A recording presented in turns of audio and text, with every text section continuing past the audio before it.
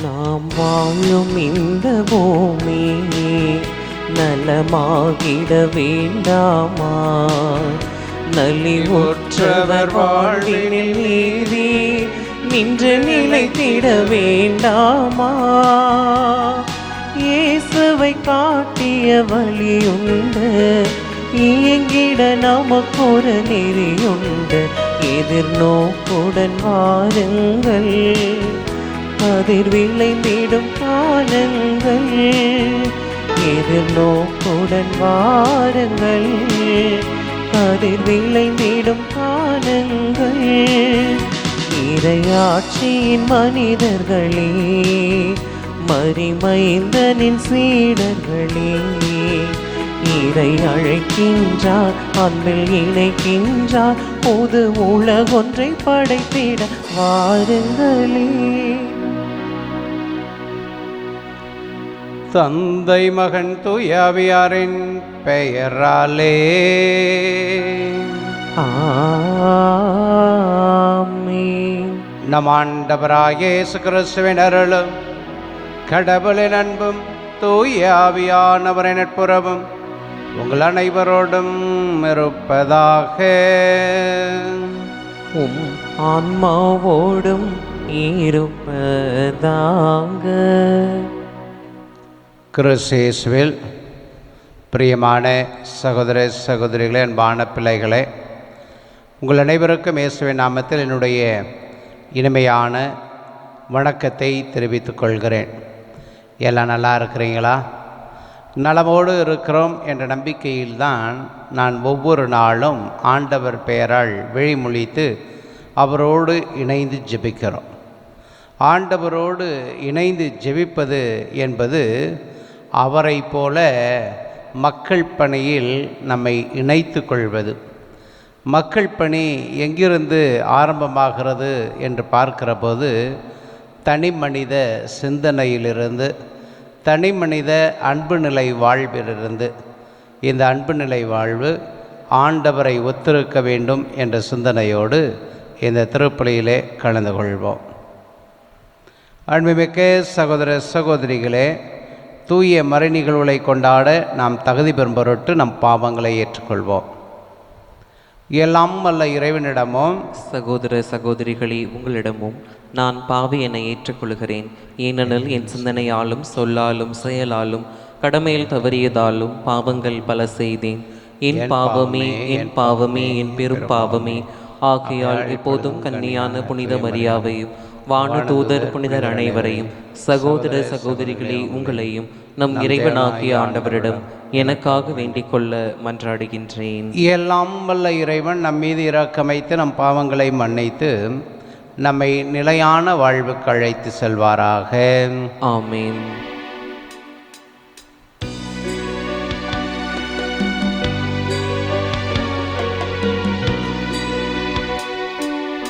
ஆண்டவரே இரக்கமாயிரும்.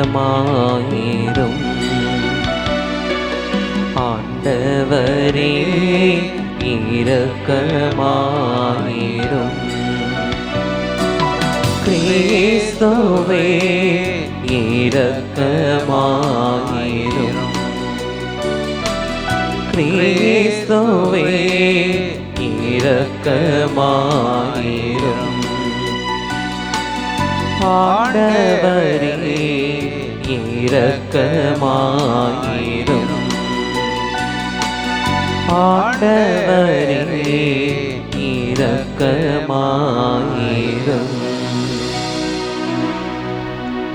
மன்றாடுவோமாக. இறைவா, உம்மை நோக்கியிருப்போரின் ஆற்றலானவரே, உம்மால் அன்றி வலுவற்ற எங்களால் ஒன்றும் செய்ய இயலாது. எனவே உமது கட்டளைகளை நிறைவேற்றி எங்கள் விருப்பத்தாலும் செயலாலும் உகந்தவர்களாகிட உமது அருள் உதவியை கனிவுடன் எங்களுக்கு அளிப்பீராக. உம்மோடும் தூயாவியாரோடும் ஆட்சி செய்கின்ற எங்கள் ஆண்டவராகிய கிறிஸ்து வழியாக உம்மை மன்றாடுகின்றோம். ஆமென். இதோ நெருப்பு தேரில் எலியா விண்ணகத்திற்கு சென்றார். அரசர்கள் 2ஆம் நூலிலிருந்து முதல் வாசகம். அதிகாரம் 2 இறை வார்த்தைகள் 1 மற்றும் 6 தொடங்கி 14 முடிய. ஆண்டவர் எலியாவை சுழல் காற்றில் விண்ணுக்கு எடுத்துக்கொள்ள இருந்தபொழுது எலியாவும் எலிசாவும் கிஸ்கிலார்த்துக்கு புறப்பட்டு சென்றார்கள். மீண்டும் எலியா எலிசாவை நோக்கி, ஆண்டவர் என்னை யோர்தானுக்கு அனுப்பியுள்ளார், எனவே நீ இங்கேயே தங்கியிரு என்றார். அதற்கு அவர், வாழும் ஆண்டவர் மேல் ஆணை, உம் உயிர் மேலும் ஆணை, நான் உம்மை விட்டு பிரிய மாட்டேன் என்றார். ஆகவே அவர்கள் இருவரும் தொடர்ந்து பயணம் செய்தனர். அவர்கள் யோர்தான் நதிக்கரையை அடைந்து அங்கே நின்றனர். அவர்களை பின்தொடர்ந்து சென்ற இறைவாக்கினர் குழுவினர் 50 பேரும் சற்று தொலைவில் நின்று கொண்டனர். அப்பொழுது எலியா தம் போர்வையை எடுத்து சுருட்டி அதை கொண்டு நீரை அடித்தார். தண்ணீர் இருபுறம் பிரித்து கொள்ள இருவரும் உலர்ந்த தரை மீது நடந்து நதியை கடந்தனர். அவர்கள் அக்கறைக்கு சென்றவுடன் எலியா எலிசாவை நோக்கி, உன்னிடமிருந்து எடுத்து கொள்ளப்படும் முன் நான் உனக்கு என்ன செய்ய வேண்டும் என்று சொல் என்று கேட்டார். அதற்கு எலிசா, உமது ஆவி என் மீது 2 மடங்காக இருப்பதாக என்றார். எலியா அவரை நோக்கி, நீ கேட்பது கடினமான காரியம். உன்னிடமிருந்து நான் எடுத்து கொள்ளப்படும் போது நீ என்னை காண்பாயாகில் அது உனக்கு கிடைக்கும், இல்லையெனில் கிடைக்காது என்றார். இவர்கள் இவ்வாறு உரையாடி கொண்டு வழி நடந்து செல்கையில் இதோ நெருப்பு குதிரைகளும் திடீரென நடுவே வந்து அவர்களை பிரித்தன. எலியா சுழல் காற்றில் விண்ணகத்திற்கு சென்றார். எலிசா அதை கண்டு, என் தந்தாய், இஸ்ரேலின் தேரே, அந்த தேரின் பாகனே என்று கதறினார். அதற்கு மேல் அவரால் அவரை காண முடியவில்லை. எனவே அவர் தம் உடைமைகளை பிடித்து 2ஆக கிழித்து கொண்டார். மேலும் அவர் எலியாவிடமிருந்து விழுந்த போர்வையை எடுத்துக்கொண்டு திரும்பி சென்று யோர்தான் கரையில் நின்று, பின்பு அவர் எலியாவின் கடவுளாகிய ஆண்டவர் எங்கே இருக்கிறார் என சொல்லிக்கொண்டே எலியாவிடமிருந்து விழுந்த போர்வையினால் தண்ணீரை அடித்தார். அப்படி அடித்தவுடன் தண்ணீர் 2ஆக பிரிய எலிசா அக்கறைக்கு சென்றார். ஆண்டவரின் அருள்வாக்கு. இறைவனுக்கு நன்றி. பதிலுரை பாடல். திருப்பாடல் 31 பல்லவி. ஆண்டவரை நம்புவோரே, உள்ளத்தில் உறுதி கொண்டிருங்கள். ஆண்டவரை நம்புவோரே, உள்ளத்தில் உறுதி கொண்டிருங்கள். ஆண்டவரை நம்புவோரே, உள்ளத்தில் உறுதி கொண்டிருங்கள். உமக்கு அஞ்சி நடப்போருக்கு நீர் வைக்கும் நன்மை எத்தனை பெரியது. உம்மிடம் அடைக்கலம் புகுவோருக்கு மானிடர் முன்னிலையில் நீர் செய்யும் நன்மை எத்துணை மிகுதி. மனிதனின் சூழ்ச்சி நின்று அவர்களை காப்பாற்றி உமது முன்னிலையில் மறைப்பினுள் வைத்துள்ளே. ஆண்டவரை நம்புவோரே, உள்ளத்தில் உறுதி கொண்டிருங்கள். ஆண்டவரை நம்புவோரே, உள்ளத்தில் உறுதி கொண்டிருங்கள்.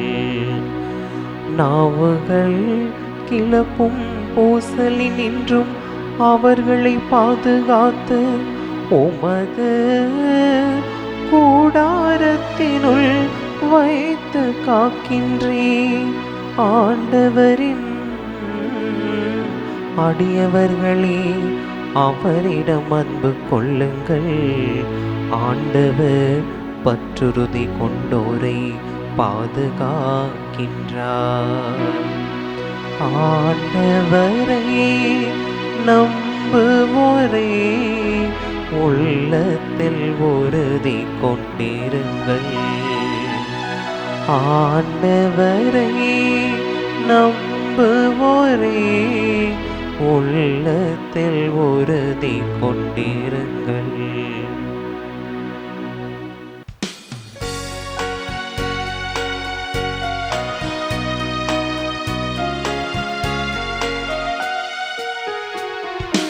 அல்லேலூயா, அல்லேலூயா, அல்லேலூயா, அல்லேலூயா, அல்லேலூயா, அல்லேலூயா, அல்லேலூயா, அல்லேலூயா. என் மீது அன்பு கொண்டுள்ளவர் நான் சொல்வதை கடைபிடிப்பார். என் தந்தையும் அவர் மீது அன்பு கொள்வார். நாங்கள் அவரிடம் வந்து அவருடன் குடிக்கொள்வோம் என்கிறார் ஆண்டவர். அல்லேலூயா, அல்லேலூயா, அல்லேலூயா, அல்லேலூயா, அல்லேலூயா. ஆண்டவர் இயேசு உங்களோடு இருப்பாராக. உம் ஆன்மாவோடும் இருப்பாராக. மத்தேயு எழுதிய நற்செய்தியிலிருந்து வாசகம். ஆண்டவரே, மாட்சி உமக்கே. மத்தேயு நற்செய்தி அதிகாரம் 6 இறை வார்த்தைகள் 1 தொடங்கி 6 முடிய, மேலும் 16 தொடங்கி 18 முடிய. இயேசு தம் சீடரை நோக்கி கூறியது: மக்கள் பார்க்க வேண்டுமென்று அவர்கள் முன் உங்கள் அறச்செயல்களை செய்யாதீர்கள். இதை குறித்து நீங்கள் எச்சரிக்கையாயிருங்கள். இல்லையென்றால் உங்கள் விண்ணக தந்தையிடமிருந்து உங்களுக்கு கைமாறு கிடைக்காது. நீங்கள் தர்மம் செய்யும்போது உங்களை பற்றி தம்பட்டம் அடிக்காதீர்கள். வெளிவேடக்காரர் மக்கள் புகழ வேண்டுமென்று தொழுகை கூடங்களிலும் சந்துகளிலும் என்று அவ்வாறு செய்வர். அவர்கள் தங்களுக்குரிய கைமாறு பெற்றுவிட்டார்கள் என உறுதியாக உங்களுக்கு சொல்லுகிறேன். நீங்கள் தர்மம் செய்யும்போது உங்கள் வழக்கை செய்வது இடக்கைக்கு தெரியாது இருக்கட்டும். அப்பொழுது நீங்கள் செய்யும் தர்மம் மறைவாய் இருக்கும். மறைவாய் உள்ளதை காணும் உங்கள் தந்தையும் உங்களுக்கு கைமாறு அளிப்பார். நீங்கள் இறைவனிடம் வேண்டும் பொழுது வெளிவேடக்காரரைப் போல் இருக்க வேண்டாம். அவர்கள் தொழுகை கூடங்களிலும் வீதியோரங்களிலும் நின்று கொண்டு மக்கள் பார்க்க வேண்டுமென இறைவேண்டல் செய்ய விரும்புகிறார்கள். அவர்கள் தங்களுக்குரிய கைமாறு பெற்றுவிட்டார்கள் என உறுதியாக உங்களுக்கு சொல்லுகிறேன். ஆனால் நீங்கள் இறைவனிடம் வேண்டும் பொழுது உங்கள் உள்ளறைக்கு சென்று கதவை அடைத்து கொண்டு மறைவாய் உள்ள உங்கள் தந்தையை நோக்கி வேண்டுங்கள். மறைவாய் உள்ளதை காணும் உங்கள் தந்தையும் உங்களுக்கு கைமாறு அளிப்பார். மேலும் நீங்கள் நோன்பு இருக்கும்போது வெளிவேடக்காரரைப் போல் முகவாட்டமாய் இருக்க வேண்டாம். தாங்கள் நோன்பு இருப்பதை மக்கள் பார்க்க வேண்டுமென்றே அவர்கள் தங்கள் முகங்களை விகாரப்படுத்தி கொள்கிறார்கள். அவர்கள் தங்களுக்குரிய கைமாறு பெற்றுவிட்டார்கள் என உறுதியாக உங்களுக்கு சொல்லுகிறேன். நீங்கள் நோன்பு இருக்கும்போது உங்கள் தலையில் எண்ணெய் தேய்த்து முகத்தை கழுவுங்கள். அப்பொழுது நீங்கள் நோன்பு இருப்பது மனிதருக்கு தெரியாது. மாறாக மறைவாய் இருக்கிற உங்கள் தந்தைக்கு மட்டும் தெரியும். மறைவாய் உள்ளதை காணும் உங்கள் தந்தையும் உங்களுக்கு ஏற்ற கைமாறு அளிப்பார். ஆண்டவரின் அருள்வாக்கு. கிறிஸ்துவே உமக்கு புகழ். கிறிஸ்துவில் பிரியமான சகோதர சகோதரிகளே, அன்பான பிள்ளைகளே, அருள் அடையாளங்களில் பங்கு பெறுகிற போது அந்த அருள் அடையாளத்தினுடைய தன்மையை நமக்கு விளக்கி கூறுவார்கள். திரு அவை இவ்வாறு விளக்குகிறது: ஒவ்வொரு அருள் அடையாளத்திலும் இறைவனுடைய உடனிருப்பு பிரசன்னம் இருக்கிறது. கிறிஸ்து இயேசுவினுடைய பிரசன்னம் அருள் அடையாளத்தின் வழியாக அதை பெறுகின்ற மனிதரிடையே நிழல் கொண்டிருக்கிறது என்பதுதான் நமது நம்பிக்கை.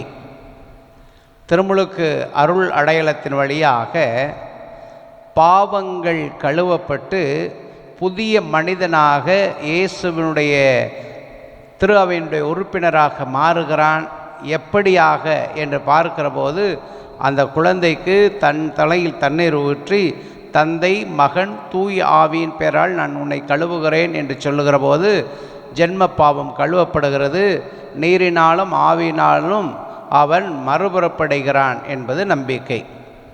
ஆக புதுமுக அருள் அடையாளம் தொடங்கி கடைசி அருள் அடையாளம் வரை நமக்கு ஒவ்வொன்றிலும் சொல்லப்படுவது, இந்த அருள் அடையாளங்கள் வழியாக ஆண்டவரை நாம் கண்டுகொள்ளுகிறோம்.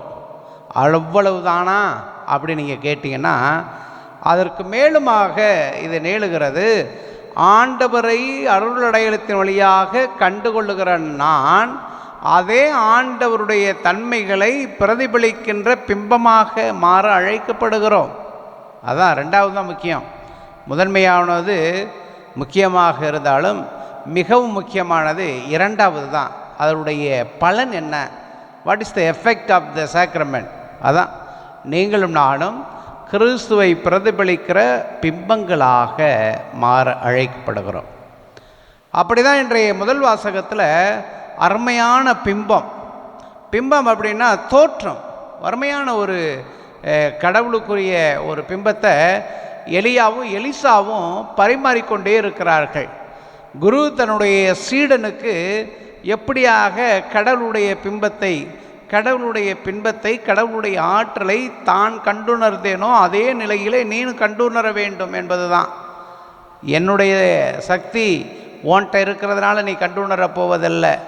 உன்னுடைய சக்தியினால், உன்னுடைய ஆற்றல்னால, உன்னுடைய அர்ப்பணிப்பினால நீர் கடவுளை கண்டுணரப் போகிறாய். அருமையான அந்த செய்தி. இந்த செய்தியில் பார்க்கிற போது கடவுளுடைய ஆற்றல், யாவே இறைவனுடைய ஆற்றல் மோசேவிடம் இருந்ததை நம்ம பார்த்துருக்கிறோம். விடுதலை பயண புத்தகத்தில் வாசிக்கின்ற போது, அடிமை தலையிலிருந்த எகிப்து தேசத்தில் அடிமைத்தனத்திலிருந்த இஸ்ரேல் மக்களை மீட்டு கொண்டு வருகிற போது, பாலைநிலத்திற்கும் இந்த எகிப்து தேசத்திற்கும் இடையே இருக்கின்ற அந்த செங்கடலை கடப்பதற்கு கடவுள் உதவி செய்கிறார். அந்த ஆற்றலை வருவித்து கொண்டவர் மோசே. எப்படியாக அந்த ஆற்றலை வருவித்து கொள்ளுகிறார் என்று பார்க்கிற போது, மோசே யாவே இறைவன் மீது கொண்டிருந்த நம்பிக்கையின் வழியாக அந்த ஆற்றலை உணர்கிறான். அந்த ஆற்றல் வழியாக இறைவனுடைய வார்த்தை சொல்லப்படுகிறது, அவன் நம்புகிறான். அங்கே நடக்கிறது, இரண்டாக செங்கடல் பிளக்கின்றது. அது எனக்கு பயங்கரமான ஆச்சரியம். ரீசனிங் ஸ்டடியில் பார்க்கிற போது அதை வேறு விதமாலாம் சொல்வதை நாம் கேள்விப்பட்டிருப்போம். நம்பிக்கையிலே நாம் பார்க்கின்ற போது யாவே இறைவன் மோசையிடம் சொல்லுகிறார், உன் கோலை நீட்டு அந்த நீரை அடி என்கிறார். அந்த செங்கடலின் நீரானது கோளால் அடிக்கப்படுகிறது, இரண்டாக பிளக்கப்படுகிறது. கட்டாந்தரையில் நடந்து போவது போல அந்த மக்கள் அந்த கடலை கடந்து வருகிறார்கள் கடவுளுடைய அருள் துணையோடு என்பதுதான் நமது நம்பிக்கை. இரண்டாவதாக இன்றைக்கு உள்ள முதல் வாசகத்தில் அருமையாக 2 பேருக்கு அந்த அதிகாரத்தை உணர்ந்திருக்கிறார்கள், அந்த பவரை உணர்ந்திருக்கிறார்கள். ஆண்டவருடைய அருள் தங்களோடு இருக்கிறது என்பதை. எலியா யோர்தான் நதியை கடக்கணும், தான் மேலே எடுத்து செல்லப்படும்.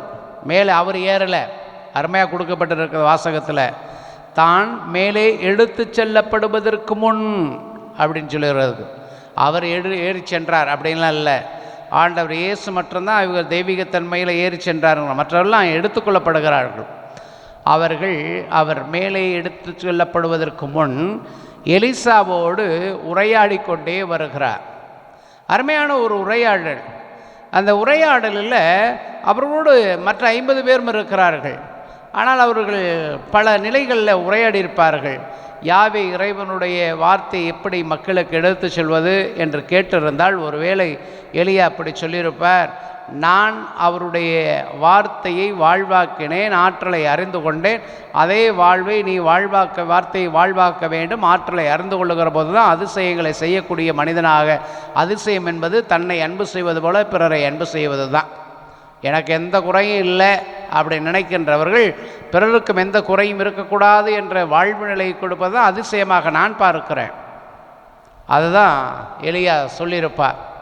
அவர்கள் யோர்தான் நதியை கடக்கணும், ஆண்டவருடைய இறை பிரசன்னத்துக்குள்ளாக தன்னை ஒப்பு கொடுக்கணும். எலியா அதற்கான பயணத்தில் அவர் மேற்கொள்கிறார். தன்னுடைய சீடனுடைய எலிசாவோடு அந்த ஆற்று குறுக்க வருகிற போது யோர்தான் நதியில் தன்னுடைய துண்டை வச்சு ஒரு அடி அடிக்கிறார். அங்கு செங்கடலிலே கோல் அடிக்கப்பட்டது, செங்கல் பிளந்தது என்று துணியால் அடிக்கிறார். இந்த யோர்தான் நதியும் பிளக்கிறது. கட்டாந்தரையில் நடப்பது போல அவர்கள் நடந்து சென்றார்கள் என்று சொல்கிறது. அருமையாக இருக்கிறது கேட்பதற்கு. நடந்து செல்லுகிற போது 2 பக்கமும் நீர்த்திரள்கள். அவர்கள் கட்டாந்தரையில் அதிசயமாக நடந்து செல்லுகிறார்கள். நடந்து செல்லுகிற போது நம்ம வீட்டில் எல்லாம் கேட்போம்ல, வெளியூர் செல்லுகிற போது வருகிற போது உங்கள் பிள்ளைகளை பார்த்து தகப்பனோ தாயோ இல்லை உறவினர்களோ கேட்பார்கள். சிறு குழந்தைகளை வரும்போது உங்களுக்கு என்ன வாங்கிட்டு வரணும்? என்னுடைய நண்பர்கள் எல்லாம் எங்கேயாவது போகிற போது அதை தான் கேட்பாங்க, உனக்கு ஏதாவது வேணுமா, இதை வாங்கிட்டு வரணுமா அப்படின்னு கேட்பாங்க. வாங்கிட்டு வருகிற போது நமக்கு எது தேவையாகிறதோ அவர்கள் இருக்கிற சூழல், அவருடைய பொருளாதாரத்தை மையப்படுத்தி அவர்களால் எதை கொடுக்க முடியுமோ அதை கேட்போம். இது வாங்கிட்டு வாங்க அப்படின்னு சொல்லுவோம். அப்போ அவர் வாங்கிட்டு வந்து கொடுப்பார், அது மகிழ்ச்சி. இங்கு எலியா எலிசாவை பார்த்து கேட்குறார், உனக்கு என்ன வேணும்ட்டு இருந்துன்னு கேட்குறார். என்ன கேட்டிருப்பானம்மா? உம்மை போல கடவுளை அறியக்கூடிய ஆற்றல் எனக்கு வேணும் அப்படின்னு கேட்டிருப்பான். உம்மை போல கடவுளுடைய வார்த்தைக்காக நிலை நின்று உழைக்கின்ற வரம் எனக்கு வேணும், எவ்வளவுதான் எதிர்வினைகள் வந்தாலும் நான் தாங்கக்கூடிய சக்தி எனக்கு வேணும் அப்படின்லாம் கேட்டிருப்போம். எலிசா கேட்டார், உனக்கிட்ட இருக்கிற அந்த பவர் 2 மடங்காக மாற்றி எனக்கு தர வேண்டும். ஐயோ அப்பா, எவ்வளோ பெரிய ஆசை அவருக்கு. ஐயா, நம்ம வீட்டில் சொத்தை கேட்குறாப்புல, அண்ணனுக்கு சொத்து கொடுக்கக்கூடாது, தம்பிக்கு சொத்து கொடுக்கக்கூடாது, உடன் பிறந்தாருக்கு சொத்து கொடுக்கக்கூடாது, எல்லா சொத்தையும் எனக்கே கொடுத்துரு, 1/2 அடி வரப்பு இருந்தாலும் வெட்டி நான் எடுத்துக்கிறேன், 1/4 பவுன் தங்கம் இருந்தாலும் நான் எடுத்துக்கிறேன், 1 கூலி வீட்டு நிலம் இருந்தாலும் நான் எடுத்துக்கிறேன்னு நம்ம பேராசைப்படுகிறோம்ல, அதே போல தான் இங்கே எலிசா பேராசைப்படுகிறார். கிடைச்சிதா? கிடைக்கல. எலியா என்ன சொல்கிறார்? நீ அந்த ஆற்றலை பெற்றுக்கொள்ள வேண்டும், என்னுடைய பேர்பலன்களால் அல்ல, மாறாக உன்னுடைய பேர்பலங்களால், உன்னுடைய உழைப்பினால், உன்னுடைய தியாகத்தினால், கடவுள் மீது நீ கொண்டிருக்கிற அன்பினால், அதை வெளிப்படுத்துகிற பாங்கினால் நீ அந்த அருளை பெற்றுக்கொள்வாய் அப்படின்னு சொல்லிட்டு போயிட்டே இருந்தார். அது மட்டுமா, போனவர் ஒன்றுமே கொடுக்காமையே போனார். அந்த அருளை அவருக்கு தெரியாமலேயே கொடுத்துட்டு போனார். போகிற போது அந்த ஷால், அந்த துண்டு அவரிடமே இருக்கிறது, எலிசாவிடம் இருக்கிறது. இவர் மேலே எடுத்து செல்லப்படுகிறார். அந்த எலிசாவிடம் அந்த துண்டு விட்டு செல்லப்படுகிறது. மீண்டுமாக யோர்தானுக்கு வருகிறார். யோர்தானை எலிசா கடக்க வேண்டும். எப்படியாக கடவுளுடைய அருளை பெற்றவர் நமக்கு முன்மாதிரி காட்டினாரோ அதே செயலை செய்கிறார். அந்த நீரை அடிக்கிறார். நீர் 2ஆக பிளக்கின்றது. அவர் பயணம் செய்கின்றார் என்பது.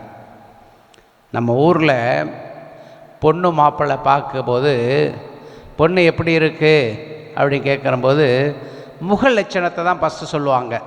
பொண்ணுடைய முகத்தை பார்க்கும்போது லட்சுமி மட்டும் இருக்கா, அழகாக இருக்காப்பா இல்லையா அப்படின்னு சொல்லுவாங்க. மிக அழகாக இருக்கிறா, நல்ல குணவதியாக தெரியுது. முகத்தை பார்க்கும்போது நல்ல குணவதியாக தெரியுது. மாப்பிள்ளை எப்படி இருக்கார்? அம்சமாக இருக்கிறார். எல்லா அம்சமும் இருக்குது, 10 பொருந்தும் அப்படிங்கிற நிலையிலே நாம் பேசுவோம். அதை தான் நம்ம ஊரில் பழமொழியாக முதுமொழியாக அதை சொல்லியிருக்கிறார்கள். அகத்தின் அழகு முகத்தில் தெரியும். அது அகம் என்பதும் முகம் என்பதும் இருவேறு அம்சங்களை கொண்டிருக்கிறது. அகத்தின் அழகு அப்படின்னா உள்ளத்தினுடைய பாங்கு, உள்ளத்தினுடைய நிறைவு, உள்ளத்தினுடைய மகிழ்வு, உள்ளத்தினுடைய தாராளம் என்பது எதில் விளங்குகிறது பாரு? நம் முகத்தில். பல பேரை சிலம்போது சிட்டும்போது போலுவோம், ஏண்டா பணங்கொட்டையை சப்பன நரிமாட்டாக இருக்கிற அப்படின்னு திட்டுவோம். அப்படி அவருடைய முகப்பாங்கு தான் அவருடைய உளப்பாங்கை எடுத்துரைக்கக்கூடிய ஒரு நிலை. இயேசு யாருக்கு இதை சொல்லலை, தம் சீடர்களை நோக்கி கூறுகிறார், தம் சீடர்களுக்கு சொல்லுகிறார். எதுவெல்லாம் சொல்லப்படுகிறது அப்படின்னு பார்க்கிற போது, நோன்பு ஜெபிக்கிற போது ஜெபிக்கிற விதம், நோன்பு இருக்கிற விதம், அவர்கள் பொது இடங்களில் தங்களை காட்டிக்கொண்டுகிற விதம் எல்லாம் எப்படியாக இருக்க வேண்டும் என்று பார்க்கிற போது, இயேசுவினுடைய அன்பை பிரதிபலிக்கின்ற பிம்பங்களாக தன்னுடைய சீடர்கள் இருக்க வேண்டும் என்பதை ஆண்டவர் இயேசு சொல்லுகிறார். மற்ற மனிதர்கள்லாம் அப்படி இல்லை. அவர்கள் என்னோடு அமர்ந்து உண்ணலை, அவர்கள் என்னோடு இருந்து கொண்டு அதிசயங்களையும் அற்புதங்களையும் பார்க்கலை. மாறாக அவர்கள் தாங்கள் குடும்பங்களிலே ஊர்களிலே வாழ்கிறார்கள். என்னை நீங்கள் மிகவும் நெருக்கமாக அறிந்திருக்கிறீர்கள். அந்த நெருக்கத்தினுடைய வெளிப்பாடு என்னுடைய உளப்பாங்கு உங்களிலே வெளிப்பட வேண்டும் என்ற வேண்டுதலை தான் தன்னுடைய சீடர்களுக்கு கொடுக்கிறார். இன்னைக்கு பல்வேறு இடர்பாடுகளுக்கு இடையே, பல்வேறு சமூக சூழலுக்கு இடையே, பல்வேறு ஏற்றத்தாழ்வுகளுக்கு இடையே, பல்வேறு உயர்வு தாழ்வுக்கு இடையே நாம் வாழ்ந்து கொண்டிருக்கிற போது 2% இயேசுவினுடைய நம்பிக்கையாளர்கள், 3% இயேசுடைய நம்பிக்கையாளர்கள், அதிகபட்சமாக 7% இயேசுடைய நம்பிக்கையாளர்கள் நாம் வாழ்ந்தாலும் அதிக சதவீதத்திலே வாழக்கூடிய மக்களுக்கு எந்த நிலை இயேசுவின் நிலை என்று சொல்லக்கூடிய பிம்பங்களாக நாம் மாற வேண்டும். அப்படி மாறுகிற பொழுது தான் நீங்களும் நானும் நம்புகிற கடவுள் வாழ்வு பெறுகிறார். கடவுள் வாழ்வு பெறுகிறார் என்று சொல்லுகிற போது அவருடைய அன்பு நம்மிலே வாழ்ந்து கொண்டிருக்கிறது என்பது தான். கடவுளுடைய அன்பின் பிம்பங்களாக மாறி ஆண்டவரோடு இணைந்து பயணம் செய்வோம். இறைவன் நம் ஒவ்வொருவரையும் நிறைவாக ஆசீர்வதிப்பார். ஆமென்.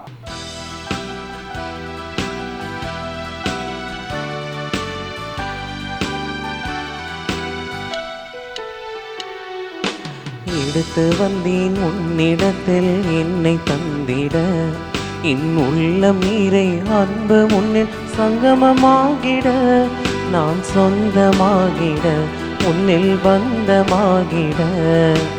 எடுத்து வந்தேன் உன்னிடத்தில் என்னை தந்திட, உள்ளம் நீரை அன்பு முன்னில் சங்கமமாகிட, நான் சொந்தமாகிட உன்னில் பந்தமாகிட.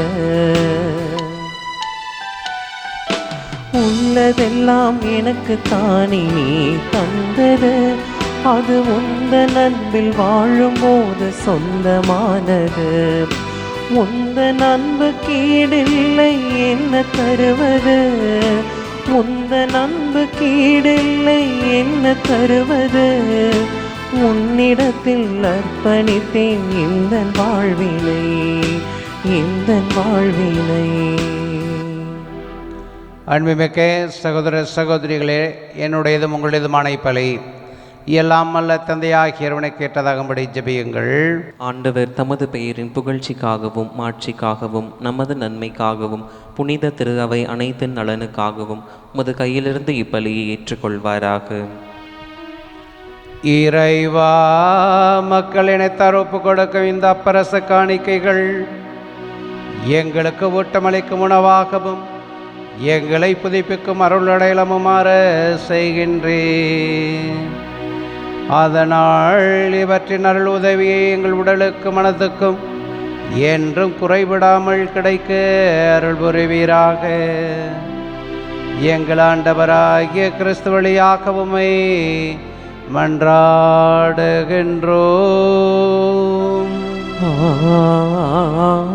ஆமென். ஆண்டவர் உங்களோடு இருப்பாராக. உம் ஆன்மாவோடும் இருப்பாராக. இதயங்களை மேலே எழுப்புங்கள். ஆண்டவரிடம் எழுப்பியுள்ளோம். நம் இறைவனாகிய ஆண்டவருக்கு நன்றி கூறுவோம். அது தகுதியும் நீதியும் ஆனதே. ஆண்டவரே, தூயவரான தந்தை என்றுமுள்ள எல்லாமல்ல இறைவா, என்னாலும் எவ்விடத்தில் நாங்கள் உமக்கு நன்றி செலுத்துவது மெய்யாகவே தகுதியும் நீதியுமாகும், எங்கள் கடமையும் மீட்புக்குரிய செயலுமாகும். ஏனெனில் எங்கள் புகழுரை உமக்கு தேவை என்று, ஆயினும் நாங்கள் உமக்கு நன்றி செலுத்துவது உமது அருட்கொடையாலேயே. நாங்கள் உம்மை புகழ்ந்துரைப்பது உமது மாட்சியை மிகுதுபடுத்தாது எனினும் எங்கள் ஆண்டவராகிய கிறிஸ்து வழியாக நாங்கள் மீட்படைய பயன்படுகிறது. ஆகவே வானதூத திரளோடு ஒன்று சேர்ந்து நாங்களும் உம்மை புகழ்ந்தேத்தி மகிழ்ச்சியுடன் அறிக்கையிட்டு சொல்வதாவது: தூயவர் தூயவர் தூயவர், வான்படைகளின் கடவுளாம் ஆண்டவர். விண்ணகமும் மன்னகமும் உமது மாட்சியால் நிறைந்துள்ளன. உன்னதங்களிலே ஓசன்னா. ஆண்டவர் பெயரால் வருகிறவர் ஆசி பெற்றவர். உன்னதங்களிலே ஓசன்னா. ஆண்டவரே, நேர்மையாகவே தூயவர், தூய்மை அனைத்துக்கும் ஊற்று. ஆகவே உம்முடைய ஆவியை பொழிந்து இக்காணிக்கைகளை தூய்மைப்படுத்த உம்மை வேண்டுகிறோம். இவ்வாறு எங்கள் ஆண்டவர் இயேசு கிறிஸ்துவின் உடலும் இரத்தமுமாக எங்களுக்கு இவை மாறுவனவாக. அவர் பாடுபட உளம் கணைந்து தம்மை கையளித்த போது அப்பத்தை எடுத்து நன்றி செலுத்தி அதை பிட்டு தம் சீடருக்கு அளித்து அவர் கூறியதாவது: அனைவரும் இதிலிருந்து பெற்று உண்ணுங்கள், ஏனெனில் இது உங்களுக்காக கையளிக்கப்படும் என் உடல்.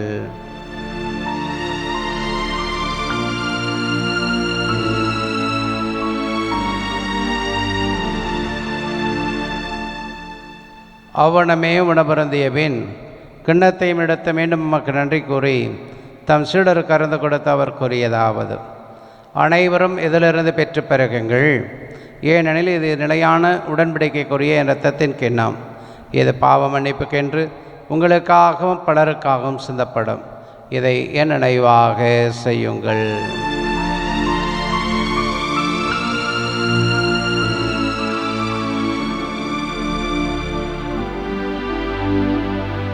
நம்பிக்கையின் மறைபொருள். ஆண்டவரே, நீர் வருமளவும் ஓமத இறப்பினை அறிக்கையிடுகின்றோம். ஓமத உயிர்ப்பினையும் எடுத்துரைக்கின்றோம். ஆகவே ஆண்டவரே, நாங்கள் கிறிஸ்துவின் இறப்பினையும் மீட்பினையும் நினைவு கூர்ந்து வாழ்விதரும் அப்பத்தையும் மீட்பளிக்கும் கணத்தையும் ஒப்புக் கொடுக்கிறோம். உம் திருமணம் என்று ஊழியம் புரிய தகுந்தவர்கள் என எங்களை ஏற்றுக்கொண்டீர். எனவே மக்கள் நன்றி செலுத்துகிறோம். மேலும் கிறிஸ்துவின் உடலிலும் இரத்தத்திலும் பங்கு கொள்ளும் எங்களை தூய ஆவியார் ஒன்று சேர்க்க வேண்டுமென மெய் தாழ்மையுடன் மன்றாடுகிறோம். ஆண்டவரே, உலகெங்கும் பரவியிருக்கும் அது திருவையை நினைவு கூர்ந்தருளும். எங்கள் திருத்தந்தையிலேயோ எங்கள் ஆயர் ஆரோக்கியராஜ், எல்லா திருநிலையினர், எங்கள் ஒரே குடும்பமாக குடி ஜெபிக்கிற உமது அன்பான பிள்ளைகள் ஆகிய அனைவரோடும் உமது திரு அவை அன்பில் நிறைவேற செய்தருளும். உயிர்த்தலும் எதிர்நோக்குடன் துயில்களும் எங்கள் சகோதர சகோதரிகளையும் இறந்தோர் அனைவரையும் இரக்கத்துடன் நினைவு கூர்ந்து உமது திருமுக மொழியினுள் ஏற்றருளும். எங்கள் அனைவர் மீதும் இரக்கமாயிரும். கடவுளின் கன்னித்தான புனித மரியா, அவருடைய கணவரான புனித யோசேப்பு, புனித திருத்துதர்கள், புனித அனைத்தரசர்கள், இவ்வுலகில் முக்குகந்தவராய் இருந்தோர் ஆகிய புனிதர் அனைவருடனும் நாங்கள் நிலையான வாழ்வில் பங்கு கொள்ளும் தகுதி பெற்று உமது திருமகன் இயேசு கிறிஸ்து வழியாக உம்மை புகழ்ந்தேத்து மரம் அருள உம்மை மன்றாடுகிறோம்.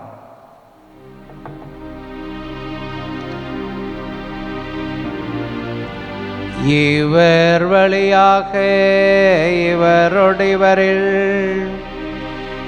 எல்லாம் வல்ல இறைவனாகிய தந்தையே, தூய ஆவியாரின் ஒன்றிப்பில் எல்லா புகழும் மாட்சியும் என்றென்றும் உமக்கு உரியதே. ஆமீன்.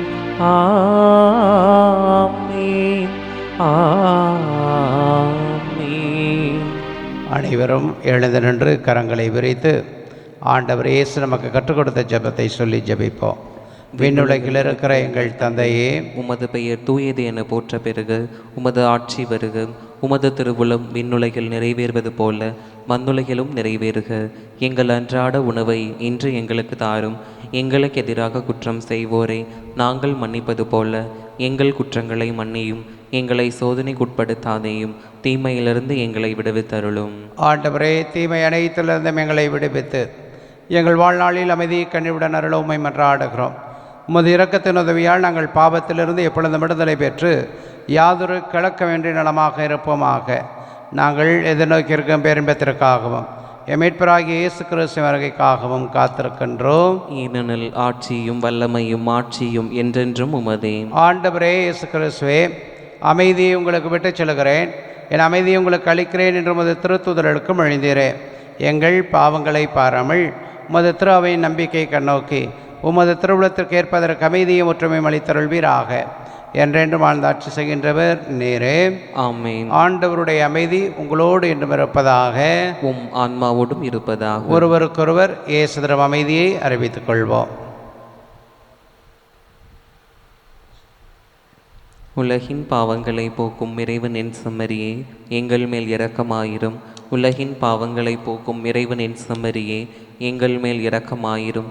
உலகின் பாவங்களை போக்கும் இறைவனின் செம்மறியே, எங்களுக்கு அமைதியை அளித்தருளும்.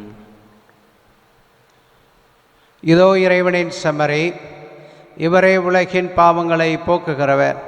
இச்செம்மறியின் திருவிருந்துக்கு அழைக்க பெற்ற நாம் அனைவரும் பேறு பெற்றோர். ஆண்டவரே, நீர் நெல்லத்தில் எழுந்தருள நான் தகுதியற்றவன். ஆனால் ஒரு வார்த்தை மட்டும் சொல்லியருளும், எனது ஆன்மா நலமடையும். கிறிஸ்துவின் திருவுடலும் திருத்தம் நம்மை காத்து நித்திய வாழ்வுக்கு அழைத்துச் செல்வதாக. ஆமென். ஆசை திருவிருந்துக்கான மன்றாட்டு. ஆண்டவரே, நீர் என் இல்லத்தில் எழுந்தருள நான் தகுதியற்றவள். ஆனால் ஒரு வார்த்தை மட்டும் சொல்லியருளும் என்று நூற்றுவர் தலைவன் ஜெபித்தது போல நாங்களும் இப்போது உம் திருப்பாதம் பணிந்து வேண்டுகிறோம். இனிய இயேசுவே, நாங்கள் தகுதியற்றவர்களாய் இருந்தாலும் எங்கள் தகுதியின்மையை பாராமல் நீர் எங்கள் உள்ளங்களில் எழுந்து வாரும். உம் அன்பிலும் அருளிலும் நாங்கள் நிலைத்திருக்க எம்முள் எழுந்து வாரும். நன்மை செய்வதில் ஆர்வமுள்ளவர்களாய் தீமைகள் அனைத்திலிருந்தும் விடுதலை பெற்றவர்களாய் வாழவும் எங்களை வழிநடத்த வாரும். எல்லா நலன்களாலும் வளங்களாலும் எங்களை நிரப்ப வாரும். ஆமேன். நன்றியோடு மன்றாடுவோமாக. ஆண்டவரே, நாங்கள் உட்கொண்ட உமது திருவுணவு நம்பிக்கையாளர் உம்மில் ஒன்றிருத்திருப்பதை குறித்து காட்டுகின்றது. அதுபோல உமது திரு அவையிலும் ஒற்றுமையை இது விளைவிப்பதாக. எங்கள் ஆண்டவராகிய கிறிஸ்து வழியாக உம்மை மன்றாடுகின்றோம்.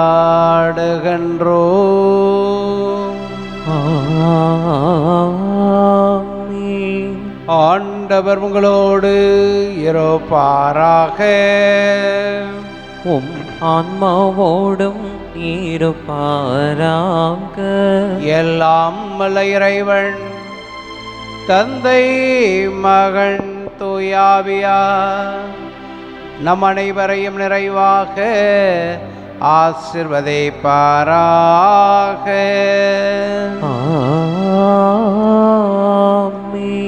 என்றும் மகிழ்வுடன் வாழ சென்று வாருங்கள். திருப்பலி முடிந்தது. இறைவனுக்கு நன்றி.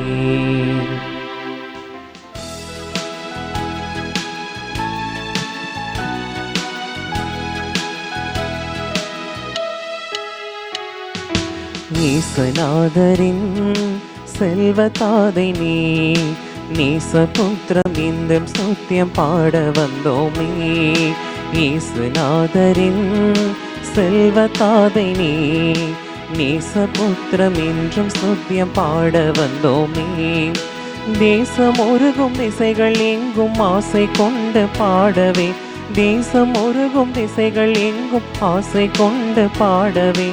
எங்கள் காவலாம் சூசை தந்தையின் மங்களங்கள் எங்கும் சொல்லி இங்கு பாடுவோம். எங்கள் காவலாம் சூசை தந்தையின் மங்களங்கள் எங்கும் சொல்லி இங்கு பாடுவோம். தந்தை, மகன், தூய ஆவியின் பெயராலே ஆமென்.